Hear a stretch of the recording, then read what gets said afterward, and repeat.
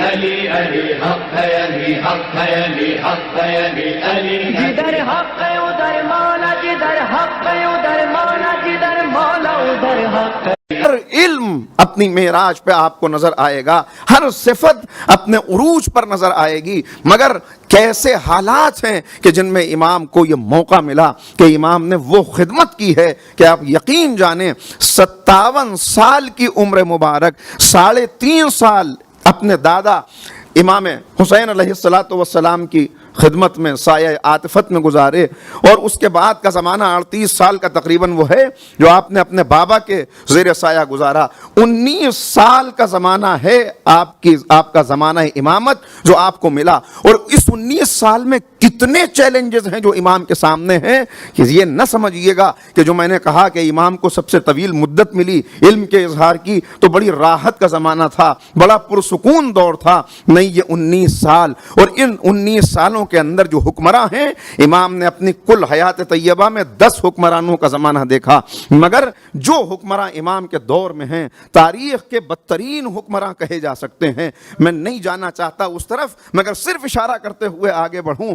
قرآن کریم آج اگر کہیں توہین قرآن ہو جائے تو مسلمان سراپا احتجاج بن جاتا ہے، ہر طرف سے آواز اٹھنے لگتی ہے، مگر ذرا غور کریں کیسی تاریخ ہے، انسان آنسو نہ بہائے تو کیا کرے کہ یہی دور ہے کہ جس میں ایسا حاکم برسر اقتدار آتا ہے کہ جو ہر وقت اپنے سینے سے قرآن کو لگائے رکھتا تھا، یہاں بیٹھ کے قرآن کی تفسیر کر رہا ہے، وہاں بیٹھ کے قرآن کا ذکر کر رہا ہے، ہر وقت قرآن سینے سے لگانے والا، مگر جب کرسی اقتدار تک پہنچا تو اس نے قرآن کو شراب کے حوض میں ڈالا اور کہا جا آج سے تیرا میرا راستہ الگ ہو گیا، اب مجھے ضرورت نہیں ہے تیری جس چیز کو حاصل کرنے کے لیے میں تجھ سے وابستہ تھا وہ چیز مجھے مل گئی۔ پھر اسی دور میں آگے بڑھ جائیں۔ میں عرض یہ کر رہا ہوں کہ ذرا ان حالات کو اور اس ماحول کو دیکھیں کہ جس ماحول میں امام نے اس خدمت کو انجام دیا، ایسے ایسے حکمراں کہ حاکم نکل رہا ہے، شکار پر جانا چاہتا ہے،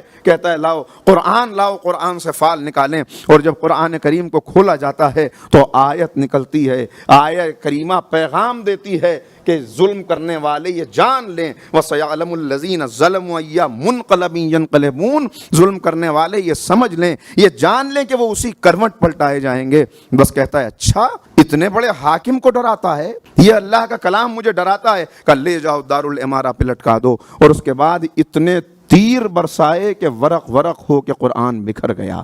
یہ حکمراں ہیں کہ جن کے دور میں امام کو تبلیغ کرنی ہے، جن کے دور میں تحفظ دین کے فریضے کو انجام دینا ہے، اور کتنی بے راہ روی ہے جو پھیلی ہوئی ہے، میں عرض نہیں کر سکتا، صرف اشارے کر کے آگے بڑھ رہا ہوں۔ اتنی بے راہ روی کہ مسجد میں صفیں تیار ہیں کہ امام آئے تو نماز ہو، اور اس وقت حاکم کو اطلاع دی جاتی ہے آپ ابھی بستر پہ ہیں، اپنی خوابگاہ میں ہیں، وہاں تمام نمازی جمع ہو چکے ہیں، آپ کا انتظار کیا جا رہا ہے، تو شراب کے نشے میں ڈوبا ہوا یہ حاکم اپنی کنیز سے کہتا ہے جو اس کے پہلو میں موجود ہے کہ آج میرا دل نہیں چاہتا کہ میں جاؤں نماز پڑھانے، تو نماز پڑھانے چلی جا۔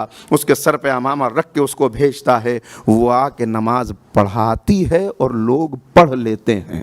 یہ ہے پستی، قرآن کریم پر ظلم، شریعت پیغمبر کو پامال کیا جا رہا ہے۔ احکام شریعت کا عالم یہ ہے کہ حاکم اپنے وزیر سے پوچھتا ہے کہ ہمارے خزانے میں کمی کیوں آ رہی ہے، آخر یہ لوگوں کی طرف سے آنے والے جو دولت ہے وہ کم کیسے ہو گئی، تو جواب دیا جاتا ہے کہ اس کے کم ہونے کا سبب یہ ہے کہ اب لوگوں کو اسلام کی حقانیت کا علم ہونے لگا، لہذا تیزی سے حلقہ اسلام میں لوگ داخل ہو رہے ہیں، لہذا جو لوگ پہلے جزیہ دیا کرتے تھے اب مسلمان ہونے کے بعد وہ جزیہ نہیں دیتے بلکہ زکوٰۃ دیتے ہیں، تو رقم کم ہو گئی۔ کا اعلان کر دو کہ آج کے بعد سے اگر کوئی مسلمان ہوتا ہے تو باوجود مسلمان ہونے کے اسے وہی جزیہ دینا پڑے گا جو وہ حالت کفر میں دیا کرتا تھا، اس لیے کہ ہمیں ان کا مسلمان ہونا منظور نہیں ہے، اپنے جزیے سے ہمیں مطلب ہے کہ کہیں وہ کم نہ ہو جائے۔ ایسے حکمرانوں کا دور ہے، اور اس میں امام کو تبلیغ کرنی ہے،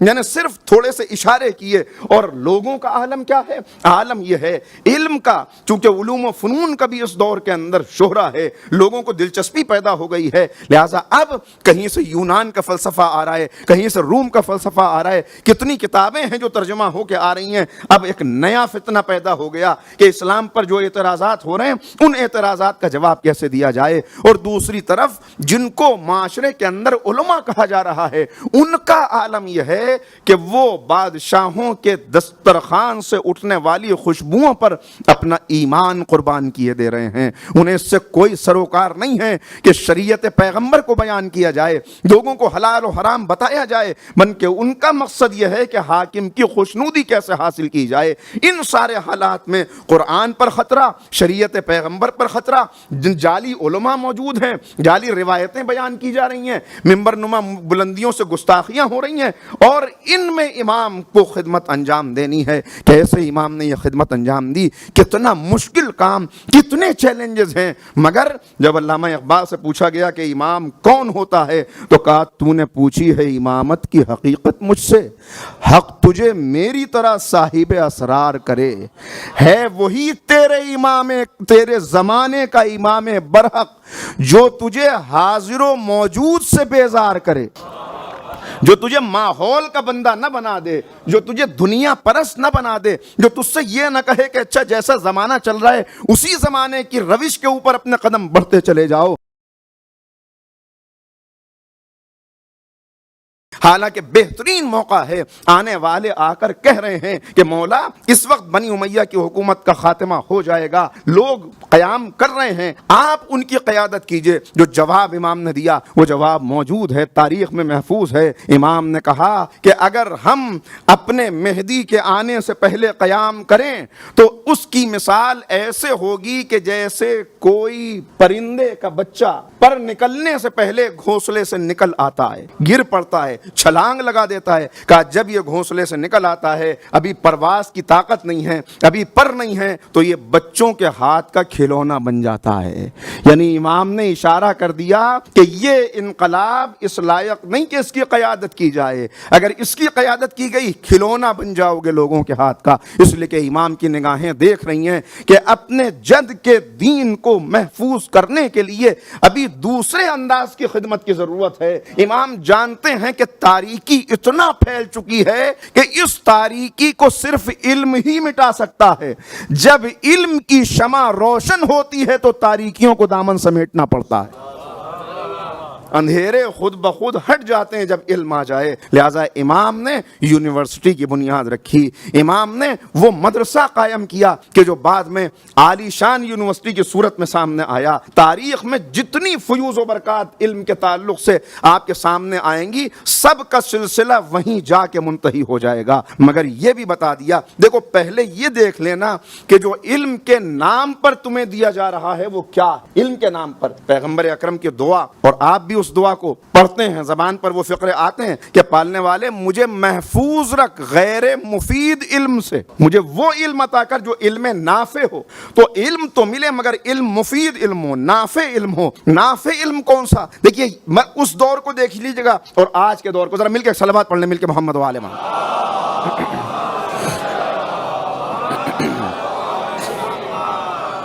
مفید علم اور غیر مفید علم تو اس دور میں بھی موجود ہے, مگر کیسا علم جو مقابلے پر ہے, جو میں نے آپ کی خدمت میں عرض کیا کہ اب ایک نئے شعبے کا تعارف کرایا جا رہا ہے کہ اگر تمہاری سمجھ میں حکم شریعت نہ آ رہا ہو, تمہاری نگاہ تحقیق وہاں تک نہ پہنچ سکے, تمہارے اندر یہ سکت نہ ہو کہ تم ریسرچ کر کے حقیقت کو لا سکو, تو پھر قیاس سے کام لے لینا, اندازہ کر لینا کہ تمہیں کیا کرنا ہے.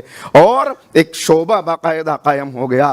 یہ آنے پہ تو اب امام کو کتنے مقابلے کرنے ہیں, یہی آنے والا خدمت امام میں آتا ہے. اور امام ایک مرتبہ سوال کر لیتے, شاگرد ہیں امام کے, لہذا سوال کرنے میں کوئی حرج نہیں ہے. پانچویں چھٹے دونوں امام کے شاگرد ہیں. یہ الگ بات ہے کہ دنیا دوسرے تعلق سے جانتی ہے, لیکن کیسے شاگرد کہ جنہیں خود کہنا پڑا کہ اگر میری زندگی میں یہ 2 سال نہ ہوتے تو میں ہلاک ہو گیا ہوتا.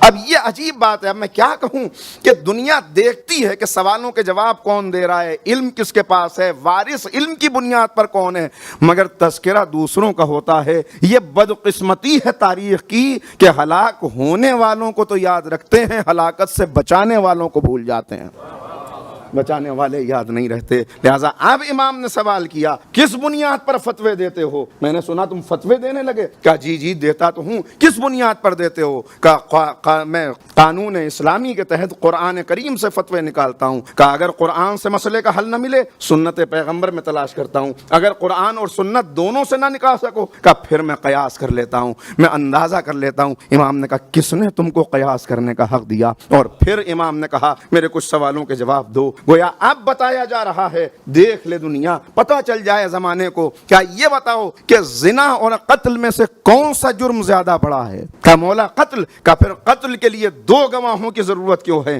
اور زنا کے لیے 4 گواہوں کی ضرورت کیوں ہے؟ نماز اور روزے میں سے کون سی عبادت زیادہ اہم ہے؟ کہا مولا نماز، اس لیے کہ بنیاد ہے دین کی، نماز قبول ہے تو سارے اعمال قبول ہیں، نماز بنیاد ہے۔ کہا پھر حالت نجاست میں خواتین پر نماز معاف کیوں ہے، معاف کیوں نہیں ہے؟ اور نماز اور روزے میں سے اگر زیادہ اہم ہے تو زیادہ اہم کو باقی رہنا چاہیے، نماز معاف کیوں، روزہ معاف کیوں نہیں ہے جبکہ یہ زیادہ اہم؟ پھر پوچھا کہ اچھا یہ بتاؤ کہ 2 نجاستیں تمہارے سامنے ہیں، ایک پیشاب کی نجاست ہے، ایک مادہ منویہ کی نجاست ہے، ان میں سے دونوں میں سے زیادہ نجس کیا؟ کہا مولا زیادہ نجس پیشاب ہے۔ کہا پھر پیشاب کے بعد غسل کرنے کا حکم کیوں نہیں ہے، وہاں غسل کرنے کا حکم کیوں ہے؟ کہا مولا ہر سوال کا جواب مولا میں نہیں جانتا، میں نہیں جانتا، میں نہیں جانتا۔ بس ایک مرتبہ امام نے کہا جب تم ان معمولی سوالات کو نہیں جانتے تو تمہیں کیسے یہ حق حاصل ہے کہ تم فتویٰ دے سکو؟ اور پھر امام نے بیان کیا، کہا سنو ان دونوں میں گواہوں کا فرق اس لیے ہے کہ قتل میں 1 مجرم ہوتا ہے لہذا 2 گواہوں کی ضرورت ہے،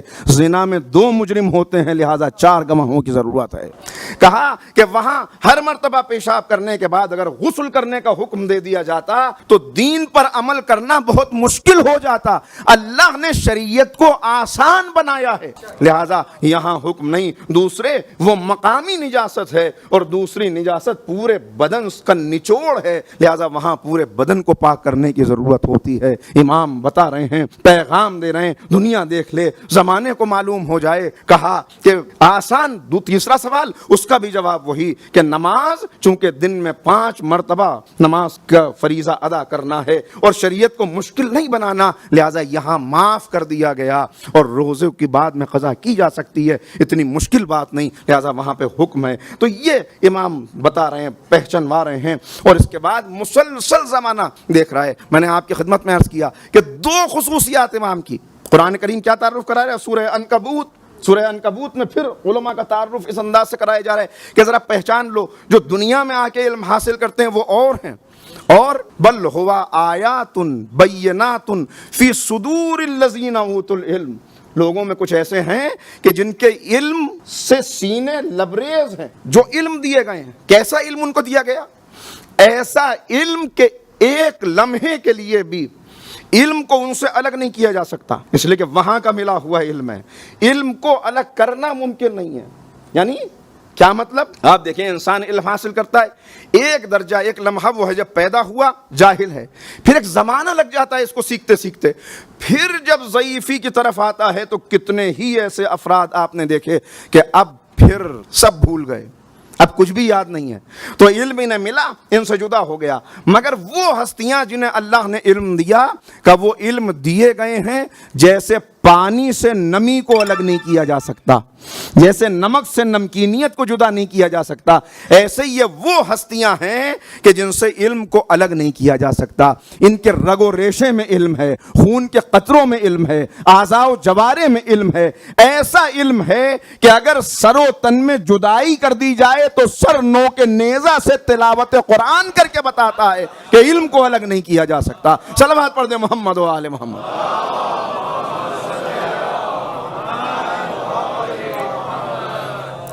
چنانچہ علم کی روشنی پھیلائی جا رہی ہے، شاگردوں کی تربیت کی جا رہی ہے، ایسے ایسے شاگرد کہ مولا کے سامنے آ کر کہتے ہیں مولا 70,000 حدیثیں آپ نے مجھے یاد کرا دیں، مگر مولا اب میرا سینہ ابال کھانے لگتا ہے، تنگی ہونے لگتی ہے، مولا میں کہاں جاؤں؟ زرارہ، محمد بن مسلم، یہ وہ شاگرد ہیں کہ جن پر امام ناز کرتے نظر آئے، جن کا تعارف کراتے نظر آئے، اور ہر موقع کے اوپر سرپرستی بھی ہے، ہر موقع کے اوپر ان کی تربیت کر کے ان کو بھیجا بھی جا رہا ہے کہ جاؤ تم دوسرے شہروں کے اندر، دوسرے علاقوں میں جا کر علم کا تحفظ کرو، حقیقی شریعت سے لوگوں کو روشناس کراؤ۔ اپنا اپنا فریضہ سب انجام دے رہے ہیں، اور جب کوئی مسئلہ نہیں سمجھ میں آتا پھر امام کی خدمت میں پلٹ کے آ جاتے ہیں کہ مولا آپ بتائیے، یہ مسئلہ واضح نہیں ہو رہا، یہ بات پتہ نہیں چل رہی۔ تربیت کا مولا 70,000 حدیثیں، اب سینہ تنگی کرنے لگتا ہے، مولا کیا کروں؟ کہا جسے امانت دار پاؤ اس کے سامنے ہمارے ان رازوں کو بیان کرنا۔ جسے امانت دار پاؤ کا مولا ابال آنے لگے سینے میں، کہ راتوں کی تاریکیوں میں چلے جانا اور شب کی تاریکی میں کنووں کے اندر منہ ڈال کر حدیثوں کو بیان کر دینا، رازوں کو بیان کر دینا، مگر جب تک امانت دار ہونے کا یقین نہ ہو اس علم کو منتقل نہ کرنا۔ گویا امام پیغام دے رہے ہیں کہ ہمارے دینے میں کمی نہیں ہے، جس کے ظرف میں صلاحیت ہو وہ آ جائے اور لے کے چلا جائے۔ تمہارے ظرف کے اندر صلاحیت ہونی چاہیے، جب تک صلاحیت نہ ہوگی یہاں سے نہیں ملے گا۔ طاؤوس یمانی ہاتھوں کو جوڑ کے کھڑے ہیں، مولا آپ نے مجھے بہت باتیں سکھائیں، مگر کچھ ایسے سوالات مجھ سے ہوئے کہ جن کا جواب دینا مجھے میرے بس کی بات نہیں ہے، مجھے نہیں معلوم، مولا آپ ارشاد فرمائیے۔ کہ طاؤوس بتاؤ۔ کہ مولا مجھ سے سوال کیا گیا کہ وہ کون سا پرواز کرنے والا ہے جس نے ایک مرتبہ پرواز کی اور پھر اس کے بعد کبھی پرواز نہ کی۔ مولا سوال ہوا کہ وہ کون سی چیز ہے جو مسلسل کم ہو رہی ہے بڑھتی نہیں، وہ کون سی چیز ہے جو مسلسل بڑھ رہی ہے کم نہیں ہوتی۔ مولا مجھ سے سوال ہوا وہ کون سا روزہ ہے جس میں کھانا پینا جائز تھا۔ مولا مجھ سے سوال بتاتے چلے جا رہے ہیں، بہت سارے سوالات ہیں مگر میں تو صرف اشارے کر کے آگے بڑھنا ہوں۔ امام نے سنا اور اس کے بعد امام نے جواب دینا شروع کیا۔ کہا کہ سنو، وہ روزہ جس کے اندر کھانا پینا جائز تھا وہ جناب مریم کا روزہ تھا، کہ جب قدرت نے کہا کہ مریم جب اس بچے کے بارے میں سوال کیا جائے تم جواب نہ دینا، اس لیے کہ اللہ نہیں چاہتا کہ معصومہ کسی گستاخ کا جواب دے۔ صلوات پڑھ دے محمد و آل محمد۔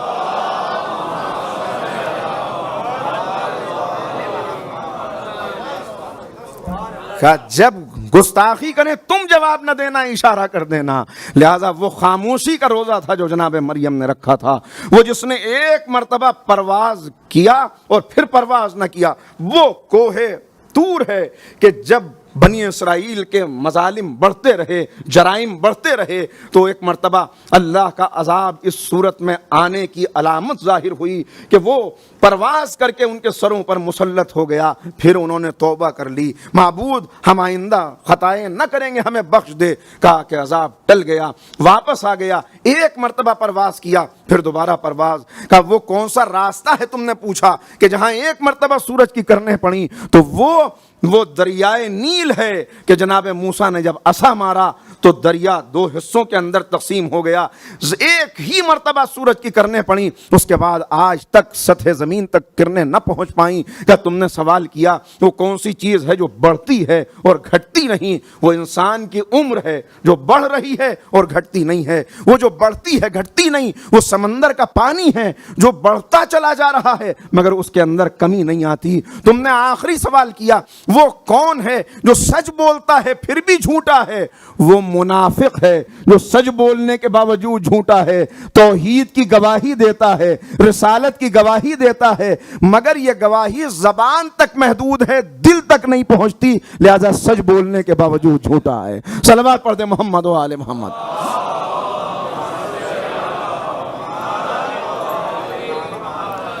عالم کیا ہے امام کا، پوری زندگی اٹھا کے دیکھ جائیں، سادگی۔ امام گدھے کی سواری پسند کرتے ہیں، گھوڑے موجود ہیں، خچر موجود ہیں، مگر کہتے ہیں یہ سادگی ہے، یہ انکساری ہے امام کی، کہ اس عالم میں جب آپ نے سنا ہے برابر کہ جب بہت بڑے راہب سے مناظرہ ہوا اور اس نے پوچھا کہ آپ ہیں کون، اپنا تعارف تو کرائیے، کہ آپ کہاں سے تعلق رکھتے ہیں، کیا امت مرحومہ سے تعلق ہے؟ کہا ہاں امت مرحومہ سے تعلق ہے۔ کہا علماء میں ہیں یا جہلا میں ہیں؟ امام نے کہا میں جاہل نہیں ہوں، یہ نہیں کہا میں عالم ہوں، بلکہ کہا یہ انکساری امام کی، یہ سادگی امام کی۔ راوی بیان کرتا ہے کہ میں نے دیکھا کہ امام گزر رہے ہیں، جن لوگوں کو پہچانتے نہیں ان کو بھی سلام کرتے ہیں، سلام میں پہل کرتے ہیں، آگے چل کے ان سے ہاتھ ملاتے ہیں، مصافحہ کرتے ہیں۔ میں نے کہا مولا یہ انجان لوگ، آپ ان سے ہاتھ ملا رہے ہیں، آپ تو ان کو پہچانتے بھی نہیں۔ کہا کہ جب ایک بندہ مومن دوسرے مومن سے ہاتھ ملاتا ہے تو اللہ کی رحمت کی نظر اس پر ہوتی ہے، اور اس کے سارے گناہ درخت جیسے خزاں میں پتے جھڑ جاتے ہیں ایسے اس کے گناہ جھڑ جاتے ہیں۔ اللہ رحمت کی نظر رکھتا ہے۔ وہ امام ایسا درس دینے والا، ایسی تبلیغ کرنے والا، ایسی محبت خلق خدا سے کرنے والا، مگر زمانے نے کیا صلہ دیا، کیا ظلم ہے جو امام پر کیا جا رہا ہے۔ 3.5 سال کا امام کربلا میں موجود ہے۔ کربلا میں کیسے کیسے مظالم ہیں جو امام نے نہ دیکھے ہوں گے۔ میں کیا آپ کی خدمت میں عرض کروں کون کون سے مظالم کے شاہد امام نہ ہوئے۔ ہاں نوک نیزہ پر سروں کو دیکھا، جلتے ہوئے خیموں کو دیکھا، راہ کوفہ و شام میں ناکوں سے گرتے ہوئے بچوں کو دیکھا، یہاں تک کہ اس شام کے دربار میں پہنچ گئے کہ جسے یاد کر کے میرا امام چوتھا امام ساری زندگی گریا کرتا رہا۔ ایک موقع ایسا آیا، نہیں ملتا، امام کے حالات اس دوران زیادہ نہیں ملتے، مگر مجھے ایک واقعہ ملا کہ ایک مرتبہ جب امام زین العابدین کو شہید کرنے کا حکم دے دیا ظالم نے، تو میرا امام کھڑا ہوا، دربار میں کھڑے ہو کے کہا، حاکم کی آنکھوں میں آنکھیں ڈال کے کہا کہ تو فرعون سے بھی بدتر ہے، اس لیے کہ فرعون نے جناب موسیٰ و ہارون کو شہر سے نکالا تھا، مگر تو نے اولاد رسول کو قتل کیا ہے، تو نے اولاد رسول کو اسیر کیا ہے۔ یہ 3.5-4 سال کا سن ہے امام کا، اور اس وقت دربار کے اندر یہ گفتگو ہے، اور پھر ساری زندگی امام کی کیسے حکمراں دشمن نہ ہو جاتے، لہذا امام کو زہر دیا گیا۔ مگر میں آپ کی خدمت میں عرض کروں کس طرح عزاداری کی تبلیغ کی ہے، بس 2-3 جملے سناتا ہوں عزیزو، سنیے گا۔ امام کے شاگرد محمد بن مسلم ہیں، بیمار ہو گئے، امام نے ایک شربت بھجوایا، غلام سے کہا کہ اپنے سامنے یہ شربت پلانا، شربت پیا، فوراً شفا حاصل ہوئی۔ امام کی خدمت میں آئے، جب امام کی خدمت میں پہنچے تو امام کی محبت دیکھ کے رونے لگے۔ کہا کہ اب تو تمہیں شفا حاصل ہو گئی، اب کیوں رو رہے ہو؟ کہا مولا مجھے 2 چیزوں پہ رونا آ رہا ہے، ایک تو میں اتنے دن بیمار رہا تو آپ کا حق نہ ادا کر سکا، آپ کی خدمت میں حاضر نہ ہو سکا، اور دوسرے مولا جتنے دن میں بیمار تھا اتنے دن مجھے اپنی غریب الوطنی کا احساس ہوتا رہا، بس یہ سننا تھا۔ میرا امام رونے لگا، کہا جب تجھے اپنے غریب الوطن ہونے کا احساس ہو تو میرے جد حسین غریب پہ گریا کرنا، میرے جد مظلوم پر گریا کرنا۔ ہائے کیسا عالم غربت تھا، یہ اس انداز سے امام بیان کر رہے ہیں، واقعات کربلا پہنچا رہے ہیں۔ ہاں کیسے یاد نہ آتے ہوں گے وہ سارے واقعات۔ یہی تو سبب ہے کہ جب زہر کا اثر ہوا اور امام بستر پر تڑپنے لگے، چھٹے امام کو قریب بلایا، وصیتیں کرنی شروع کی، اے میرے لال تم مجھے غسل دینا، تم مجھے کفن پہنانا، اے مولا وصیت کرتے ہوئے کربلا کا وہ بیٹا تو یاد آ رہا ہوگا کہ جس کے سامنے باپ کا لاشا جلتی ہوئی ریت پر پڑا تھا، جلتی ریت پر لاشا پڑا تھا۔ جناب زینب نے دیکھا، اپنے آپ کو کھڑے ناقے سے گرا دیا، اے پھوپھی اماں یہ آپ نے کیا کیا؟ کہ میرے لال خود کو سنبھالو۔ کہ کیسے سنبھالوں؟ اپنے نجس کشتوں کو دفن کر دیا، میرے بابا کا لاشا پڑا ہوا ہے۔ ہاں وصیتیں کر رہے امام، ایک مرتبہ وصیت کی، اے میرے لال میری شہادت کے بعد میری رقم میں سے 1/3 حصے کو مختص کر دینا اور اس سے 10 سال تک میدان مینا میں مجلس کا اہتمام کرنا، عزاداری کا اہتمام کرنا۔ ارے امام وقت آخر بھی دیکھ رہے ہیں، 10 سال تک جب میدان مینا میں عزاداری ہوگی تو پھر کربلا والوں کا ذکر ہوگا۔ ارے یاد آ رہا ہوگا کہ آج میں اس بستر پر موجود ہوں، میرا بیٹا میرے قریب میں ہے، مگر ہائے زمین کربلا، وہ پامال لاشا، وہ برہنہ جسم کہ نہ ظالموں نے جسم پر لباس چھوڑا نہ امامہ چھوڑا۔ عجیب عالم تھا، کسی نے امامہ لوٹا، کسی نے کرتا لوٹا، اور آخری جملہ تابوت کی زیارت کیجئے گا، آخری جملہ سن لیجئے۔ ارے ایک ظالم جسے کچھ نہ ملا، اس نے دیکھا سید کی انگلی میں ایک انگوٹھی تھی، ظالم خنجر لے کے آگے بڑھا، انگلی کاٹ کے جدا کی، اے مولا آپ کا تابوت تو اٹھ گیا، مگر ہائے غریب زہرا تابوت نہ۔ علی علی حق ہے، علی حق ہے، علی حق ہے، علی علی جدھر حق ہے ادھر مولا، جدھر حق ہے